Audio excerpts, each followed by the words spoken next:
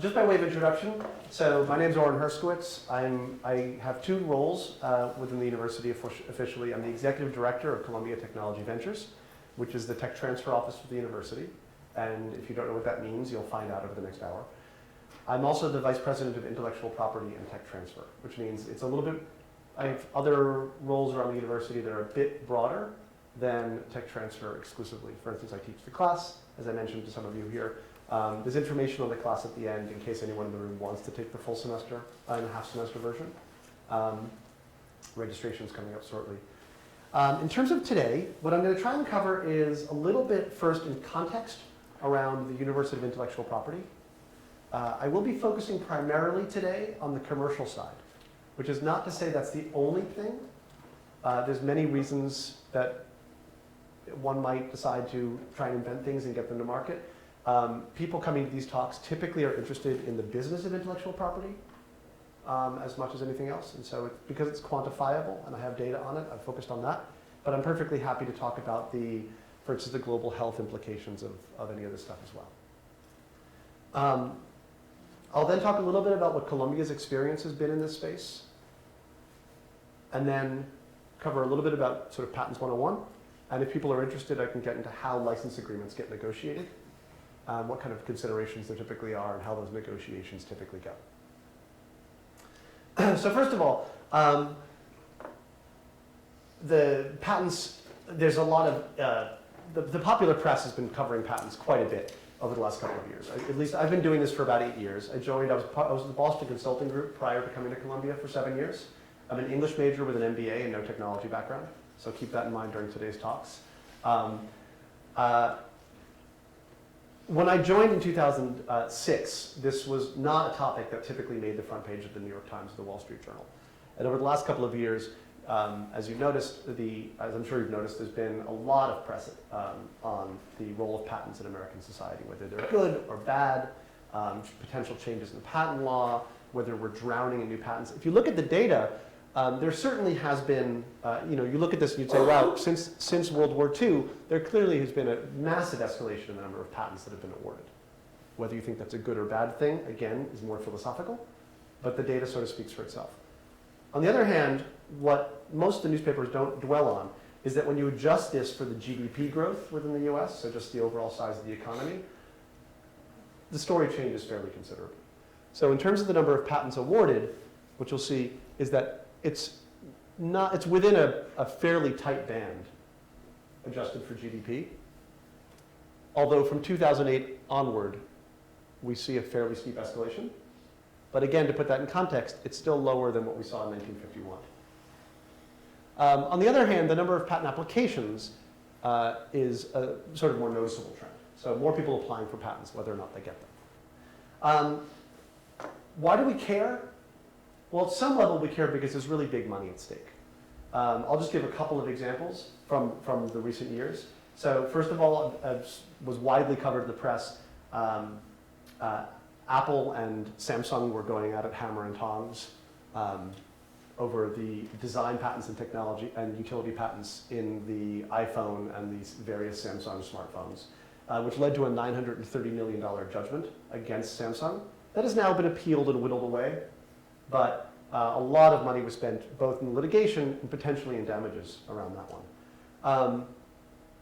Google bought Motorola Mobility, which was the cell business within Motorola. And I think it was a $12 billion sale, which they then sold off or abandoned all of the operating business parts of that in exchange for roughly $8 billion in cash and other benefits. The only thing they kept was the 17,000 patents that were within the portfolio.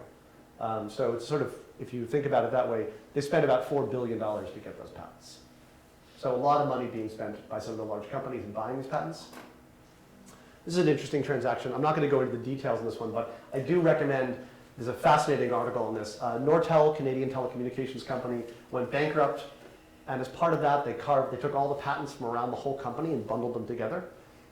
Resulting in a bidding war between, on one hand, Apple, Ericsson, Microsoft, a very unlikely consortium came together. Anytime Apple and Microsoft are on the same side of a deal, you've got to wonder what's going on.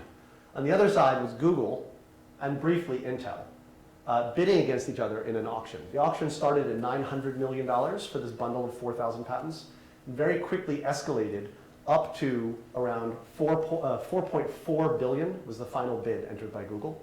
Interestingly, Google being Google, all of their bids were math jokes. So they bid 3.14159 billion, they bid the distance between the Earth and the Sun, they bid a mathematical constant, but they lost in the end. So Apple and Microsoft bid 4.5 billion, won all the patents, and then spun out an entity called Rockstar, which is now going and suing people to enforce the patents that were purchased in the auction. It's a fascinating story. Wired magazine has a very long article on it, which is worth reading, called How Apple and Microsoft Armed 4,000 Patent Warheads, which goes through the whole transaction and what's happened since then. But it's definitely worth a read. And then, close to home, Carnegie Mellon last year won a litigation against Marvell, the semiconductor company, for one patent, $1.1 billion in damages. So there's very big money at stake. A lot of people are paying attention. So just to put this in context, what I've done here is people say, well, so what are universities doing in this space? You know, these are largely big companies. So I'll explain sort of why we're at the table and how this tends to emerge. What this is we've looked at the last 20 years worth of data across the entire US university space. So this is all US universities, all the data over 20 years. And what you'll see is, of the $700 billion or so of research funding that's come in, it's led to approximately 300,000 invention disclosures. It's around $2.4 million per disclosure. What's interesting about that, and I always find this strange, I've mentioned this to some of you guys, but what I always find strange about that is it's kind of an odd like Fibonacci number of university tech transfer. At the universities doing this at scale, like the big universities that have big tech transfer offices, that number might be as low as 1.8, 1.9 million dollars per invention. At the smaller ones, it might be 2.5, 2.6, 2.8, but it's not a huge spread. It seems like roughly for every about $2.5 million of sponsored research going on at the institution, an invention rolls off the conveyor belt. Of those, about 60% nationwide get patent applications, and about a third of those turn into awarded patents, which leads to, over the years, about 50,000 active licenses, about 7,500 startups, 150 new drugs and devices, tons of jobs. So all very promising. To take a step back, how many folks here have submitted an invention report, either to, have come up with an invention that they've told either their employers about, or their university, or filed a patent on your own? 1, 2, no? Yeah, kind of. Yeah. Through the software, right? Yeah, yeah. Okay. So I'm just going to take a moment to explain what we mean by invention. So, just by way of example, I'm going to go through just quickly 3 examples of inventions that we received in our office. So, Zabi Marka in the physics department mostly spends his time using using light to measure distance of distant objects in the solar system. But he came up with a way to tune light so that it irritates mosquitoes' sensory glands. So what happens here is, on the left, you'll see when the light wall is off, the mosquitoes will fly all over the space. And when he turns this light wall on, the mosquitoes just bounce around behind the wall. So you can think of all sorts of applications for this. Obviously, potentially helping people avoid malaria in countries that are plagued by malaria would be an obvious application. You could also imagine this being sold in Target, for instance, as to help people keep mosquitoes out of their house. Or maybe like a Tom's Shoes model, where you sell one in Target, and for every one someone buys in Target, it gets given away somewhere else. So there's a lab in the basement of Pupin Hall now filled with mosquitoes, where Zabi is working on perfecting this light. Similarly, Etan Grinspan in the Department of Computer Science submitted one on actually the title I think was Modeling of Flexible Fibers and Elastic Rods. So these are some photos from the journal articles on this. This is dripping honey on a conveyor belt. And as you speed up the conveyor belt, the pattern of the honey changes. So his algorithms predict how the honey will fall and curl. He also does this with rubber bands. Like if you twist a rubber band in different directions, how will it kink and bend? Or, for instance, if you drip raspberry jelly on a chocolate bunny, how will it fall? So you look at this and you might say, it's not immediately obvious to me how you would commercialize something like this. These inventions have been used in Hollywood studios. So if anyone here see Tangled, the Disney movie? Heard of it? Okay, so the heroine's hair, the hair is actually in some ways the main character of the movie. It's about her hair. And the hair is modeled significantly using the algorithm. Developed because it turns out it's very good at modeling the way that force will react to individual strands of hair, as opposed to having sort of the helmet head used to get in the old video games from the 1990s. It's also in a startup called Thunder Lily here in New York, which is a fashion company. We license it to a fashion company because you can go online if you're a clothes designer and choose the fabric, and with certain qualities, and then do virtual cutting to see how the fabric will actually fall on a model. And then as the model moves, you can see how the dress would sort of sway before you actually have to commit to using real fabric. Not all of them are this lighthearted. This is a surgical robot that was licensed to a startup company, but the idea is it's sort of a fixed surgical robot that attaches into the palate and then allows very precise surgical techniques to be done on the eye and the ear in a way that wouldn't be done previously. Pretty scary looking drawing though. So you look at these and you go, well, this is great. I mean, all the universities must just be swimming in research funds. Like all this stuff is licensed, there's all these startups. What a great story. The problem is that the sort of what I would call the happy end of our funnel that you saw earlier is the riskiest end of the venture capital and industry funnel. So we celebrate when we license something to a venture capitalist. So we did 18 startups through our office last year, 18 startups based on university technologies. And every one of them we celebrated.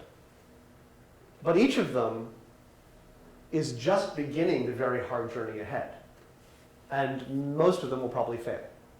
Similarly, when we do a license to a pharmaceutical compound to one of the big pharma companies, that's great. But now it's just the 1 in 100 compounds that enter big pharma's pipeline that ever makes it to market. So the odds are stacked against any kind of real returns. And that's backed up when you look at the numbers. So this is the last available year of data of all the US universities arrayed on the x-axis, and their licensing returns on the y-axis. What you see here is that basically, I think the number that I saw in a previous study was that 84% of the US universities lose money in tech transfer every year. And that's actually on a gross basis. So they spend more to keep their offices open than they do the money they bring in. And that's not even taking into account that most of the money that comes in gets distributed back out to the inventors, to their labs, to the departments and schools. It's a pretty bad business, frankly, for most universities. Then there's a handful of universities here that are breaking even or possibly even making a little money, and then some that are doing quite well at this. But we're pleased to say that Columbia has been in the top 2 or 3 in the country for the last 20 years straight. Yes? What are the others? Funny you should mention that. Thank you. These are the other 10. I'll note that just because you're not in the top 10 doesn't mean you're not running you're not a good research university. You'll notice you're surprised by who's not on this list. Caltech. Yep. Who else? Harvard. Harvard. Johns Hopkins, #1 recipient of NIH funding. These are amazing universities. It also doesn't mean that you're running a bad tech transfer office. So many of those institutions have phenomenal tech transfer offices. It's also interesting to note some of the ones that are on this list. So until recently, schools like Emory and Wake Forest were on the list, with fairly small schools with small research budgets. So I'll talk a little bit about why. Why is this so hard? Okay, so the first thing to keep in mind is, have people here heard of the Valley of Death? By show of hands? Okay, so so people talk about the Valley of Death. So what is the Valley of Death? The Valley of Death, basically, if you look at an invention and the path from the aha moment until that invention sells the first product, you've got this progression, which starts as basic research. Then the faculty member or the researchers, the grad students, have to do some feasibility studies to make sure it literally works. That it's not just a good idea, but it's an idea that actually works, science works. Then there needs to be prototyping typically, or in the case of biopharma, early clinical trials, early market testing, product development, marketing and sales, and then you're sort of actually out in the real world. Unfortunately, government and foundation grants typically only pay for the stuff on the left. And by and large, industry and VCs only want to fund the stuff on the right. So that's the Valley of Death. It's the time in the middle where all your funding's run out and no one will invest in you yet, but you're not ready for market. I just by way of example, I just the frenzy around this. There's lots of newspapers that talk about the Valley of Death. This just happened to be my favorite one. In terms of sort of the hyperbole that gets associated with people writing about technology. When things are good, they're the best ever. This new Samsung Galaxy Tab 4 is going to revolutionize everything. And when things are bad, the tides turn very quickly. But I love this, like, skull and crossbones where new technologies go to die alone, littered with the decaying corpses of technologies. So it's pretty bad. I don't know if it's that bad, but it's pretty bad. Anyway, so that's the Valley of Death. Where do we see this in our world? So we look back at the last 30 years of licensing efforts that we've done at Columbia. And what we found is that after the inventions get submitted to us, on average, it takes about 3 years. This is just for inventions that eventually got licensed. So of the ones that were successful in that sense, that we got out the door and into the market so people could use them, or at least investors could invest and companies could license them, it took about 3 years to get to the 50% mark in terms of deals that got executed. Most of the stuff sits around for a decent chunk of time. And what you'll see is that even ones that eventually got licensed, by years 6 and 7, there were still 20% of the deals that would eventually get done that hadn't yet gotten done. Yes? Sorry, the disclosure submission, is that the moment you're awarded the patent? No, disclosure submission is when the researcher tells us about the invention. So before the patent? Correct.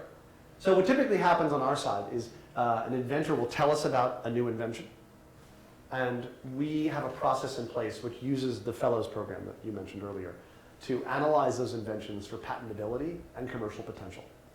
And then based on that, we either file a patent application, which we do in about 67% of the time, so about 2/3 of the time. We will file what's called a provisional patent application. And then over the course of the next year, we'll usually convert many of those into full patent applications and try and license them. If you reject a patent, the other 33% of the time, does the inventor or professor retain rights to go do it on his own outside of the university? Yeah, so we waive anything we don't file on or anything that we filed on but then later decide to abandon. We always offer back to the researchers. So It becomes their own personal property. Some universities demand a percentage of future payments in exchange for that. We don't.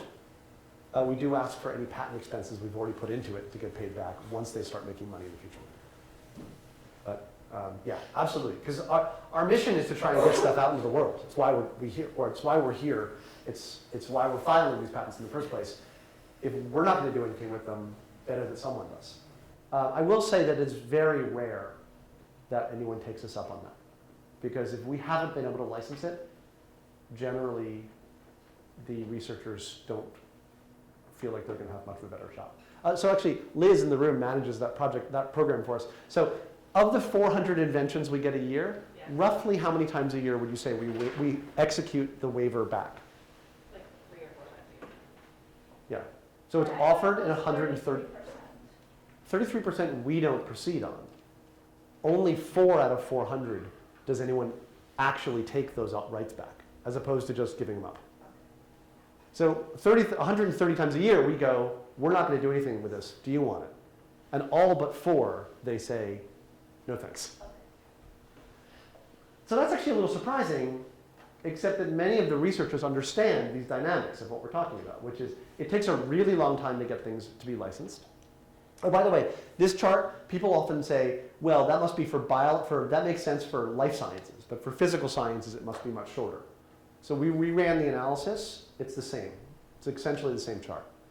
And then we ran it again for exclusive licenses versus non-exclusive licenses. Same thing. We ran it again for licenses with royalties, meaning it could be a big deal, versus smaller ones. Same chart. And then we asked our peers to run the same analysis. So the National Cancer Institute, actually they'd already done this study. That's the slope of their curve. The University of California system did this for all of their licenses. Cornell, pretty much the same slope. I don't know why. Yeah? I was going to ask, when do you guys start shopping the IP for licensing? And Yeah. we'll come to you with the initial disclosure, but there's a certain period of time when you're still filing the provisional, you might not be transparent about it yet and reaching out to the community. Right, so it's a great question. If this were GE or IBM or Pfizer, there would be the luxury of saying to the researcher, great idea. Why don't we just hold off on filing the patent on this for a couple of years? Or we'll file the patent, but let's not tell anyone about it. But we're a very, very small part of the university. And including our mission, essentially, is to never get in the way of the actual mission of the university, which is research and teaching. So the last thing we would want is to have a faculty member not publish a paper or speak at a conference or collaborate with their peers, simply because we want to protect the trade secret. So typically what happens with us is we file a provisional often within a couple of months, sometimes within a couple of hours of getting the invention. We will occasionally get a researcher who's, this is bad practice, don't do this, but we will occasionally get a researcher who will call us at the airport on the way to a conference and say, oops, I forgot to tell you about this one. Can you file a provisional? I'm going to give a paper tomorrow morning when I land. And so we'll file a quick provisional application just to get something recorded. But Margie in the room manages all of our marketing efforts.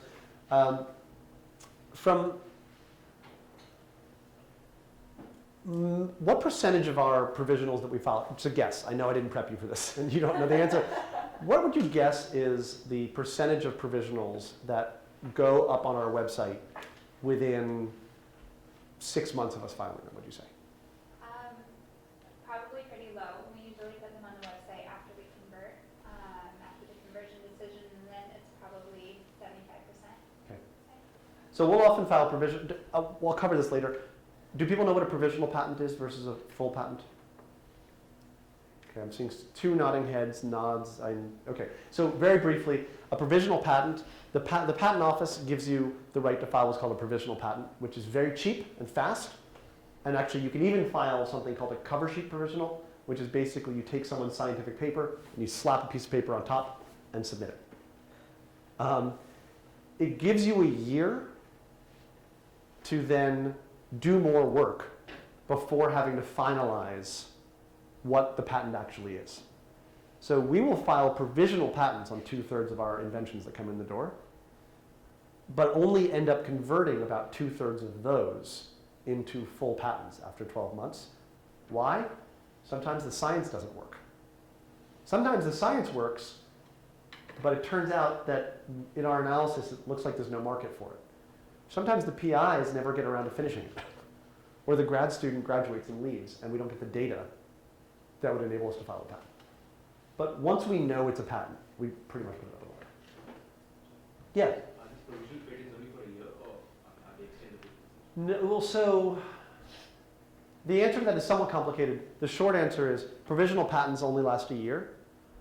You can abandon the provisional patent and refile another cheap provisional, but only if there's been no disclosure except for that provisional in the year. If you're interested in the details on all this, on our website, which is techventures.columbia.edu, there's a link to the full lecture on Patents 101. It happened a couple of weeks ago. Jeff Sears covers a lot of this stuff. Okay, also, blockbusters drive most of the revenue, but are very, very, very rare. So this is, of all of the active licenses across the entire industry, granted the data is kind of old here because it's the last year that the industry collected the right data I needed to do the analysis, but of the total active licenses going on in a given year, only 40% of them generated $1 of revenue. And less than 1% generated more than $1 million a year. But licensing, one of the reasons I think this is a fun area is licensing is essentially, it's endlessly creative in the sense that when you're buying a car, there's really only a couple of levers you can play with, or buying a house. Actually, buying a house is an even better example. You're buying a house from someone, and it takes place at one moment in time, and most house sales don't end up with people cohabitating, together with the prior owner. It's not like it's a partial sale. You pay all at once. You might have a mortgage, but once the transaction's done, you're done. In IP licensing, you can do almost anything you want. So you can make exclusive agreements. Exclusive or non-exclusive. You can license exclusively, but only in China, or only in China, Japan, and Korea, or exclusive only for the first 4 years and then non-exclusive thereafter, or non-exclusive for the first 3 or 4 years, but with the option to convert to exclusive. You could license it for therapeutic use and to a different company for diagnostic use. You can do whatever you want. As long as the other party agrees, you can do whatever you want. Can I speak to that just for a second? Yeah.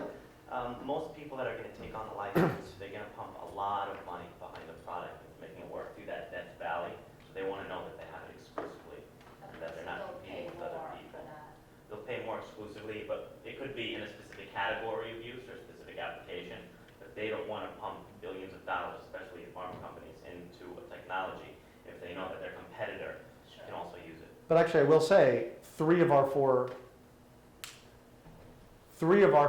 biggest revenue-generating patents were licensed non-exclusively. Yeah, I mean, it seems So- like Interesting. Yeah. it seems like if it's a general method, then it's okay. Because if your competitor is doing product X, and Yeah. you know what I mean, like Yeah. Right. And you could not be, a product, but actual method to do something. I would imagine that yeah. exclusivity isn't that important. And actually, when you think about it, our guidelines, the Bayh-Dole Act is what sort of got tech transfer going, but our guidelines are very clearly to where we can encourage broad adoption of technologies. So wherever we can do a non-exclusive license, we like doing non-exclusive licenses. Sometimes you can't do a non-exclusive because people want exclusive rights at least within their business. So you might say, great, startup X, you can have an exclusive to do this for voice over IP protocols for use in the security field, home monitoring and security, and you can have it for E911, and you can have it for something else. And then it still gives them the market protection, but gets the technology out there as broadly as possible.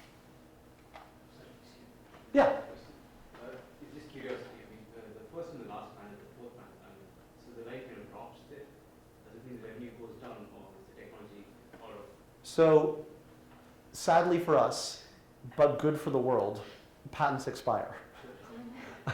So the theory behind patents is, if you go back to the reasons behind why patents exist, people say the patents transfer a monopoly to the inventors to encourage people to invent and tell people about stuff. So if you didn't have patents, people would invent things and not tell anyone about them and keep them secrets, and then the world wouldn't benefit from that technology over time. The theory with patents, which people argue about, is that you give a monopoly to the company, let's say a drug company, so they can, which they may then go around and charge $100,000 for a treatment. But after 20 years, that will become available to the world. So during the 20 years, they get a monopoly in order to encourage the innovation. After that, they expire. Okay, and unfortunately, patents are very, very, very expensive. And most of those costs are front-loaded. So we talked about how these inventions take a really long time to get to market. The challenge is that by year 4, I said only about 50% of the deals get done in the first 3 years. By 3 years in, you've probably spent $20,000, $25,000, $30,000 per patent. And if you go international and file in Europe or each of the Asian countries, you're looking at another $100,000, $150,000 per country that you're going to over the first 5 to 7 years. So you might have a great idea, and you want to protect it in all the countries in the world, but if it's ahead of its time, you could be looking at 7 or 8 years in and $500,000 in patent expenses. So as we tell our startups, patents are great if you need them. They're not right for every company. It's not always the right decision, and it's not always the right decision to file broadly, and it's not always the right decision to file as many patents as you can. Okay, so that's the broad context. I'm going to blow through this part relatively fast, but what is our mission? So our main mission, and we take this very seriously, is to translate academic research and get it out into the world so it can save people's lives, make people's lives better. We try to do so at a fair economic return to the university so that we can support the research enterprise. What does that mean? Well, when we bring in $1, it gets shared with the faculty personally. I'm sorry, the researchers personally, not just the faculty, importantly. All the inventors in the patent share in the revenue. The research labs, the departments, the schools, and the broad university all share in those. And the university share is mandated to go back to support the research enterprise. So it can't be spent on things beyond that. It usually goes to building buildings, medical schools, things like that. And finally, to educate and serve the community. So we try to teach classes, we guest lecture at departments, we do webinars, things like that. How have we been doing? Well, so this is the last, since 2008. Just a quick snapshot. Generally, we're around 400 inventions a year these days. We do about 100 licenses and options to industry every year. And we're approximately 18 startup companies each year based on university technology. That's a very small fraction, by the way, of the number of startups coming out of Columbia more broadly. So 2 of the students in my intellectual property class this past year just launched a company that is doing gangbusters on Kickstarter. It's very exciting. They make custom-made boots. There are no patents behind the technology. They did not come through our office. We have nothing to do with it except for the fact that I bought a pair of boots. But there's no, there's nothing. That wouldn't show up on the slide. Here's some examples of products that use Columbia technology. Generally, the life sciences stuff on the upper left, and some of the more lighthearted ones in the lower right. Whole bunch of startups, over 150 startups spun out of Columbia over the last 20 years based on tech transfer. Of these, we've actually had a pretty good run. So more than 40 were VC backed, 9 went public, 18 got acquired. It's been a good run. And as you can see, it's across the whole cybersecurity, clean energy, media and communications, fashion, pharma devices, health analytics. It's been a pretty good run so far. So what is a patent? A patent, and some of these words are underlined on purpose. A patent is a national legal protection. There's no such thing as a worldwide patent. You have to eventually file in every country that you want patent protection in. So most US inventors will first file in the US, and then you have 30 or so months to decide what other countries you want to file in. And after that, you've got to file in each of the countries. Actually, it's a little bit not true. In Europe, you can file in Europe initially and then have to choose countries within Europe later. But eventually, you have to file in specific countries. For an invention, so what is an invention? So an invention, I'll get into this on the next slide too, but it's a solution to a real world problem that works for its intended purpose. That doesn't mean it's a good idea. It just has to literally work to do what it says it's going to do. And I'll give you an example. I actually have the patent we can pass around if people are interested. And so people often think like, great, I've got a patent on this. That means I can go do my invention. I can go like start a company on it. A patent does not allow you to do anything. All a patent allows you to do is stop someone else from doing something. It's a negative right. So you could have an invention. You could theoretically get an issued patent on a ladder, let's say. You could get an issued patent on the use of an extendable ladder for some sort of purpose. But if someone else has an underlying patent on the ladder itself, then you wouldn't be able to start a company using your patent without a license to the underlying ladder itself. So where you'll see this is you can theoretically take a known compound from a pharmaceutical company and file a patent using that known compound, but for a surprising use. You wouldn't be able to do anything with that because the underlying compound would be patented and the drug company could stop you from doing something with it. But on the other hand, they could no longer use their compound for that use either without a license to your patent. So it's a negative use. Okay, how do you know if your invention is patentable? I'm going to skim past this because the question of what is patentable subject matter is an active debate at the Supreme Court level. So I'm certainly not going to opine on what is or is not. There's a lot of questions these days about like what gene patents. People have heard of there's the case called the Myriad case if you're interested in that. But like are genes patentable? And the similar debates exist now about software and business methods. So by and large, the famous sort of business method patents, the like Amazon One-Click and others, generally seem to be out of favor. Software is still, like some types of software are an algorithm, some aren't. So one of Columbia's 4 biggest returns have been from patents that are algorithms. They're methods of data compression, and those are still valid, but other software is not. So it's an evolving area. But generally it has to have some use, it's the utility. It has to be novel, meaning no one else can have thought of it before. And that's in patent terms, it's called prior art. So is there any prior art or prior knowledge about this invention? And it also has to be non-obvious. So even if it's novel, someone can undermine your patent by saying, well, sure, it's novel. No one had literally thought of that exact invention before, but it was obvious to anyone who sort of knew the space and therefore can be undermined. So patents are very fragile. Like what you'll find is that it's not, patents get awarded by the patent office. And then if someone sues to have that patent invalidated later, patents will often become invalid. So companies might invest a lot of money in a patent only to find out later that it was rendered invalid and you've lost your patent.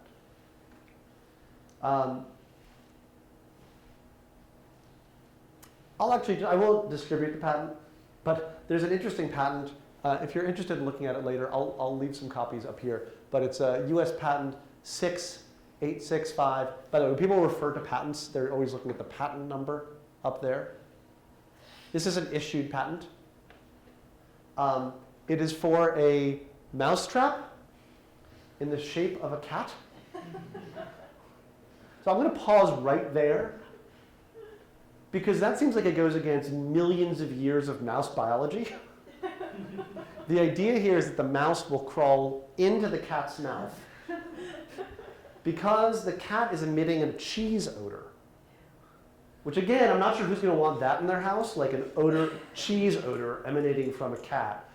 The cat is then stuffed with more robotics than your iPhone has. So it's got like glowing eyes, and it's got this cheese odor. There's a motion detector in the mouth, so that when it senses that the mouth closes, and then it vacuum seals and sucks all the air out, and then kills the mouse through suffocation. So this may well be just the least useful patent I can imagine. in that it's got to cost a couple of $1,000s if this ever got made. I mean, this is like Rube Goldbergian in the most extreme way, and yet there is an issued patent on it. But they lock themselves into a cat. If you created a dog. Exactly. If you created a dog, if you have 2 motion sensors instead of 1 motion, actually, if they propose 2 and you have 1, if it's instead of a cheese odor, So the more broad, it's wine. The more broad the patent is, the more protection you would have. So that's exactly the point about what patent. So first of all, actually, I will. I'm not going to. Well, sure. Actually, I'll pass this around. Let's not go too deep into this, but I will pass this around. Maybe just take one and pass it around. There's lots of stuff in the patent that you're going to see in front of you. There's what's called an abstract up here on the front page that kind of describes it. There's drawings. There's lots of drawings.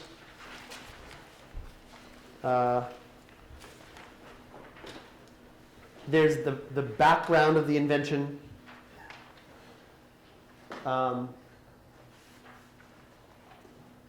Yeah, I also love description of the related art. Mice often make unwanted intrusions into the lives of people from all walks of life in this country. So apparently it's only a US problem. Other countries don't have mice. So anyway, but all of this is none of that is useful. The part that's useful are the claims. So you look on the very last, on the second to last page, starting with what is claimed is. 1, a portable electronic mousetrap for capturing and killing a mouse, comprising. And then it lists all the things that are in that mousetrap. So it's those claims that define the invention. So what you always want to do with a patent is basically skip everything else and just go straight into the claims. The claims are like a surveyor's map in real estate. They define the boundaries that you are protecting, where you want this negative right. On one hand, I'm sorry, tell me your name again? David. On one hand, David's point is right. The broader claims you stake, the more valuable the patent will be. On the other hand, the broader you try and claim, the more likely it is that someone else has invented something that would serve as prior art behind it. So the idea of a mousetrap would no longer be patentable today, because mousetraps have existed for centuries. The idea of an electronic mousetrap would not be portable. I actually own one. They exist. It's not shaped like a cat, though. It doesn't emit cheese odor. It doesn't have vacuums in the middle. So once you add all those things in, it's non-obvious. I think we can safely say that's a non-obvious invention. It's novel. It literally would work for its intended purpose. I mean, maybe. I don't know if a mouse would crawl in. If a mouse did manage to get in the mouth of the cat, it would die. So it works. And that specifically, these claims, I guess the patent office decided had not been invented by anyone else. So there was no prior art. So you own an electric mouse trap? I literally own an You electric really mouse. own one. So someone has a patent on an electric mouse trap. Maybe. If so, would these guys need a license from them then to create their version of it? It only depends on what that mousetrap claimed. So my guess is no, not anymore. Because the mousetrap I have, not to get too gross, but when the mouse or rat walks in, it steps on an electrically charged plate and dies. My guess is that there have been electrical mousetraps going back for more than 20 years. And so the concept of an electric mousetrap is probably no longer patented. Yes? So once a patent expires, that idea isn't open forever. Like there can be someone who alters it slightly maybe and repatents it to sort of capitalize on it. The underlying idea would be dead forever. What you patented would be dead forever. You can patent an improvement on it, but then you're limited to just that. Gotcha. So let's say, again, by way of example, if you're a drug company, you come up with an interesting compound. At the end of the patent's life, it's gone. You could potentially file a use patent for using that patent and that compound in some new and novel way. But it has to be something you haven't been doing for the last 20 years. So that's pretty unlikely. It doesn't generally happen. Yes? What about something like Coca-Cola, their formula? So that's a trade secret. There's, Oh, okay. yeah, so it's there's different. there's lots of this. You can copyright something, you can trademark something, you can keep something as a trade secret, which basically means, I mean, a trade secret's only good if you can keep it a secret. Got it. So if that got out there, Coke might have a case against someone for theft. But if they couldn't prove theft, then they couldn't sue. That's right. I mean, I'm not an attorney. I'll never say someone can't sue. My guess is that in America you can sue for almost anything, but it would not be because they're using your trade secret. Okay, got it. Yes, Does the invention have to work? it has to literally work. So this person showed that it works. Well, no, Get this? you could invalidate the patent by showing that it doesn't work. But you don't, you have to, it has to be like a time machine. If I filed a patent for a time machine today, I think the examiners would say, okay, could you bring that down to DC and show me the time machine? That'd be pretty great. Or like the, what's that called in Star Trek, where you just appear in a new place? Teleporter, thank you. I'm just blanking out. Teleporter, they say, why don't you just teleport to my office at the USPTO and just show me that? Something like this, my guess is that they wouldn't bother, because it's pretty obvious. It will literally, if a mouse made it into the mouth of this thing, there's a vacuum. It's a motion detector. It shuts the gate and it sucks all the air out. Like there's no way it's not going to work. Yeah. It's probably not the most money efficient way to kill a mouse, but it would literally work. But like, if there was some kind of like medical, something that can become a therapeutic, you would have to show something that demonstrates it could work, as you're stating. It's a better question for Jeff. If you're interested, he does the lecture again every sort of 6 months. But also, if it's related to a specific Columbia invention, you can come in and talk to us about it. I mean, I guess like all. Generically speaking, they all need to be able to work. So like, But just review data, like raw data. yeah, I mean, it depends on what the thing is. Like if it's software, you would sort of demonstrate that the software, the output of the software is something that looks like what the examiner would think it would look like. You wouldn't have to prove that a compound cures cancer and doesn't kill people. That would be in clinical trials. Nobody would expect that at the time of issuance. But if you want to patent that a compound works on a specific pathway in the body, the examiners at the patent office have backgrounds in the art that they practice. So they would have to reasonably believe that that would work. If they don't believe it, they might say, prove it to me. Okay, deal terms. So I gave this analogy earlier, but I'm just going to go into a little bit more detail. Licensing IP is not like buying a car. First of all, well, actually, cars, you may not necessarily know the quality of the car either, but at least you've got a general idea of how old it is it banged up, can you turn it on and it'll run. A lot of patent licensing, by the time it's licensed, let's say it's licensed in 3 years, most of our patents take 5 years to issue as a US patent.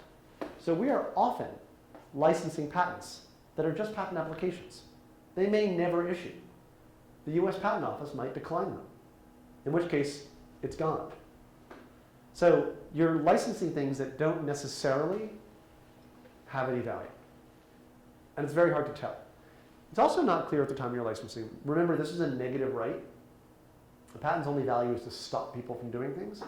You're licensing something without necessarily knowing how those claims are going to evolve. The patent office might kill some of them and keep others. They might force you to change the wording. And you don't know if the industry is going to end up doing stuff that would read on your patent. So it's unclear the value. Yes?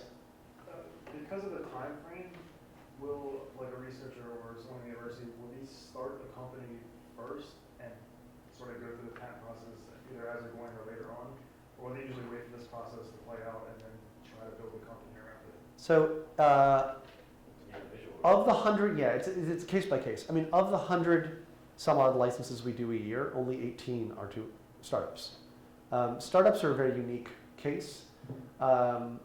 Typically, we would be licensing things to those companies as patent applications, not as awarded patents, because they don't want to wait 5 years.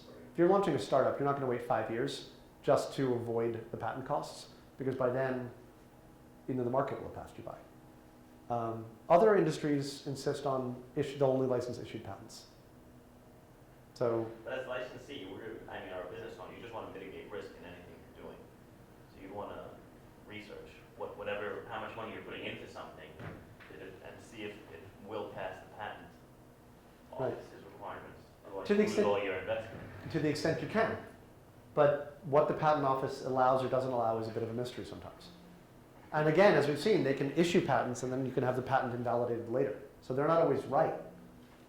So it's not entirely clear, which is why, thankfully, and it's a 20-year asset. So you're licensing an asset that you're trying to think about a 20-year lifespan, over which point your business will evolve, the patent will evolve, the industry around it will evolve. So it's hard to think about how to structure deals that meet everyone's needs. The other thing that's challenging is often this is a repeated game. So when you buy a house, it's not like you're going to also buy that person's country house and also buy their car and also buy their pet and all their used furniture at some later point. It's all done all at once. When you're licensing a patent, a lot of the times these are repeated games. Companies might license from each other over and over and over again. So it's for the MBAs in the room. What, hands up from the MBAs? Okay, so in option theory, these are repeated games, right? So you're not just playing the prisoner's dilemma once, you're playing it over and over and over again. And as you learn in negotiations class, that means people start to learn about you. And if you do things that are unethical or overly greedy, you can drive yourself into that sort of lose-lose box pretty quickly. So accordingly, license agreements are complicated. Basically, our license agreement, for instance, at this point is 18 pages long, the boilerplate. It's available on our website if you want to download it. There are multiple versions for different situations. So there's an exclusive license, a non-exclusive license, and it's a combination of legal language and business language. Typically, the key terms, there's economics, which we'll talk about more in a little bit. But to your point earlier, I'm sorry, tell me your name. Martina. To your question earlier, they can be exclusive or non-exclusive. You can grant rights to make it, or you can grant rights to use it, or to sell it, or to all three, which is more typical, but not always. You could grant rights to a territory, meaning China or the US or Canada, to use it only for therapeutic use or diagnostic use or something else, only for the first 3 years or the whole life of the patent or the patent plus. You could allow them to turn around and sublicense it to other parties or not. And then there's all sorts of things in there about risk management, like ways to make sure that the university doesn't get sued, things like that. So on the economics, there's no right answer, which is why this is a fun business. There's no single way to do it. It's a balance. So some companies would prefer to pay all their lumps early and then be done. So they'd rather prioritize paying upfront fees and early year fees, even with the knowledge that the patent may never issue. Because they don't want to be on the hook later with equity, like stock in the company, or royalties, which is a percentage of products sold. Other companies typically want, and usually startups for instance, want to have as low upfront cash outlay as possible, which makes total sense. They need to preserve the cash for other uses, like product development. So they would rather have as low fees as possible and back end everything into equity in the company and royalties. There's no right answer. Different players behave differently. And even within a single term, there's a ton of variety. So for instance, just to dive into royalties. Royalties can change over time. Interestingly, some royalties start high and decline over time. So royalties will initially be 5% of product sales and will decline to 1% each year as you sell more and more product. Anyone want to take a stab at a rationale that you can imagine somebody would use in a negotiation to say why a royalty rate should decline over time?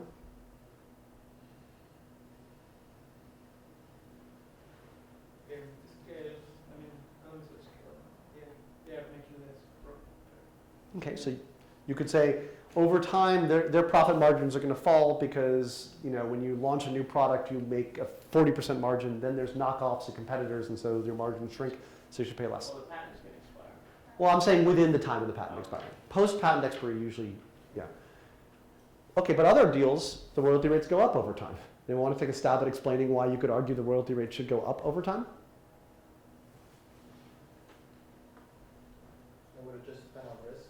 So if your risk is going up, then the royalties would kind of start to go up with the risk.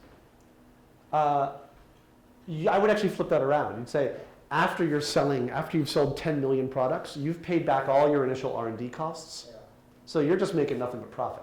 By that point, there's no more risk for you. Yeah. So you can afford to pay a higher royalty rate. So you can argue this either direction. Neither one's wrong. It just depends on how you look at it. They can be based on gross revenues or net revenues. They can be applied. There can be different royalty rates for diagnostic use versus therapeutic use. They can have caps. They can have minimums. They can have cumulative caps. They can be perpetual, or they could be bought out. Like there could be a clause that says at any point for $15 million we can end the royalty rate. There's no such thing as a right deal. There's just really a balance between both parties' objectives. So, licensors in general want the least risk and the most amount of money. Licensees want the biggest leverage and to pay the least. So there's a middle ground. It's all about the negotiation. And everybody wants clarity. So it's everyone's interest to get clarity in the license agreement, which is why, Laura's one of our contract attorneys, which is why it is such a hard job, because trying to actually make sure that the contract is as crystal clear as possible today, that it will envision all possible outcomes 17 years down the road, is essentially impossible. Which is why most of our agreements end up getting amended.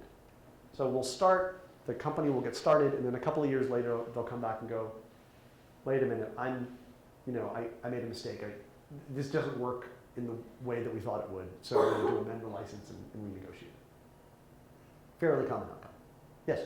Maybe you'll comment on this later, but I was just wondering about the whole process. I have a general sense of the process, but just how your office would work with like a pharma company and like the stage before where the contract has not been established. Sure. Getting that established and then actually transferring the tech. Like how does that all work? Yeah, you guys are great because you're anticipating my slides perfectly. At a high level, what happens is we'll get the invention in the door. We'll file a patent on it. Often there needs to be a little bit more development, so we may file, put more information in the patent or file a second patent. The licensing officers go out and try and market the technology.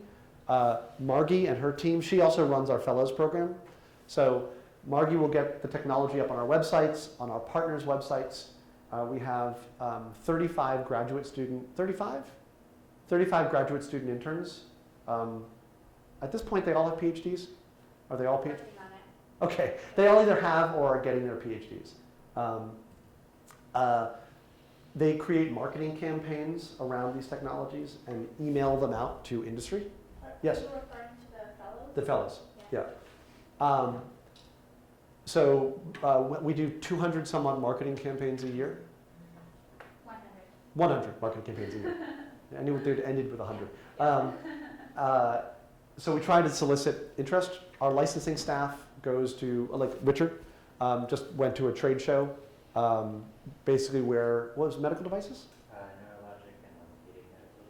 Okay, so what kind of companies were there? Stryker, Medline Industries, different orthopedic sectors. So they'll come and meet with our licensing team and they'll say, what do you have? We'll say, here's what we got. Anything interesting? And sometimes they'll go, yeah. They also, a lot of them will track our faculty and read their papers and find out about it that way. Or sometimes faculty have their own relationships. So after that, a negotiation starts. So our licensing officers, Richard and his colleagues, will meet with the licensing, with their counterparts from the industry, or the entrepreneur, or the venture capitalist, and they'll say, wait. what are we talking about? What do you need? Usually they'll say, how much? And then we'll say, I don't know how to answer that question. What do you need? It sort of depends on what you need. And so you'll talk through what kind of rights they need. And then at some point they'll say, okay, make me an offer, typically. So we then work to look at, we do everything off benchmarks. So we have access to databases of what deal terms are for comparable deals based on comparable technologies. It's not perfect, but at least it's a starting point. And typically, they get expressed in a term sheet. So the first thing that gets exchanged is a term sheet, which is kind of like a summary of a license. So you'll see these boxes define most of the important parts of a license agreement. And we'll sort of put in like an upfront payment of blank. So the licensing officer will put in a number. How much equity? What are the milestone payments? What's the royalty rate? And then you'll send that over to the party. And they'll go, no, no, no, no, no, no, and send something back. And then you send something back. And it's sort of a discussion. And then eventually, when you have a term sheet done, typically it's sort of signed or agreed upon, and then you turn it over to the attorneys to turn that term sheet into a license agreement. And then there's a whole bunch more negotiation. Just a specific question, but so if I'm a pharma company and I'm looking for technology, I'm going to Harvard site, I'm going to Penn site, and Columbia site, except there's no central place that they can go to. There have been, it's so fun, it's really funny you should ask that. Doesn't that sound like that would make life so much easier? So bizarrely, there have been many common websites where people can post their technologies in a central database and have you search, enabling licensees to search across all the patents. The Kauffman Foundation funded one of them called iBridge. There are others. None of them have ever taken off. For some reason, even though all those, it aggregates across the whole industry, like eBay, people seem to prefer to go licensing people generally will say, I'm going to be in town in New York on April, let me come by and talk to your team. Or they will look at our website. We get almost no leads in from those central. I don't know why. Are they open to everybody? Yep. I mean, that's probably why universities may have more credibility. Yeah, but all their stuff on their site is all the same stuff that's on our site. And our site's also open to everybody. Like all of you guys can go search on our website. It's organized by keyword, by faculty member, by subject area, by taxonomy. Central locations are open for anyone to go and post. Oh no, sorry, only universities. Okay. Yeah, so like the Kauffman Foundations was like Harvard, Yale, Stanford, Columbia, Caltech, Carnegie Mellon. Okay. And for some reason, people still prefer to come to the individual sites. I don't know why. What's the central one called? Well, it was called iBridge, but is it shut down now or does it still exist? I It's did. still alive, it's kind of defunct. Yeah. There are a number of others. SparkUp is a new one. Oh yeah. Flintbox is another one. So. Yeah. you can- If you want to get a flavor, I mean, I'm not trying to market our business, but if you want to just like poke around somewhere, check out the Columbia sites, techventures.columbia.edu, and you can just search on all of our technologies and just play around to see what kinds of stuff tends to pop up. I will say one reason, I mean, Columbia alone has, how many assets do we have up on our website now? 1,200. 1,200 unlicensed patents on our website. So if you added up all the universities, there'd be hundreds of thousands of patents. It could just be overwhelming. How many of the university's patents are medical, pharma versus more consumer or? So I don't have that answer. I don't have that answer because you can't answer that question so easily anymore. Half of the engineering school here are working on engineering-oriented technologies for life science. DNA sequencing, optics, imaging, things like that. And at the medical center, you're seeing an increasing number of web apps, iPhone apps that are more consumer-oriented. So it's really hard to say. I would say in general, about half of our inventions come from the Morningside campus, which tends to be physical sciences based, and about half the inventions come from the medical center campus. But I think it's probably more like 75% are life-oriented in some way or other. 75%? It's a guess. When you think about the engineering school, biomedical engineering files a ton of patents. A lot of folks in electrical engineering these days are doing life science related patents. In mechanical engineering, you've got surgical robotics. So it's really hard to draw the line. In fact, the same professor, Demetrios Anastasio, who did the patents behind MPEG, changed his entire focus after those patents and now does computational biology as applied towards oncology. So he's looking for cancer cures using the same techniques he used to create DVD compression. So he's basically data analytics, just applied to a different field. I'm going to stop there. I have a section on license negotiations, but I'm now really out of time, so I'm going to stop. I will say, first of all, thanks for joining. Secondly, if this is interesting to you, I would encourage you to check out the class. It's a 3-hour class once a week for 6 weeks, but of each 3-hour block, about 2 hours we're bringing panels of experts in to have debates. So for instance, we've got 5 entrepreneurs who launched patent technology, patent-based companies, coming in to talk about their patent strategies. I've got 3 what are typically called non-practicing entities, what other people might call patent trolls, are coming in to talk about their business model. We've got Jay Walker, the founder of Priceline and now the founder of Patent Properties, coming in to talk about new models of monetizing patents. We've got patent attorneys from Google, IBM, Nokia, GE coming in on a single panel to talk about Fortune 500 strategies. So it should be a fun class. If you're interested, there's the link. And down here in the right-hand corner, I would be remiss and also scolded later if I did not point out all the different ways you can follow us on social media. And there's our website as well. So thanks for coming. Good luck with your ventures. And if you're interested, email us.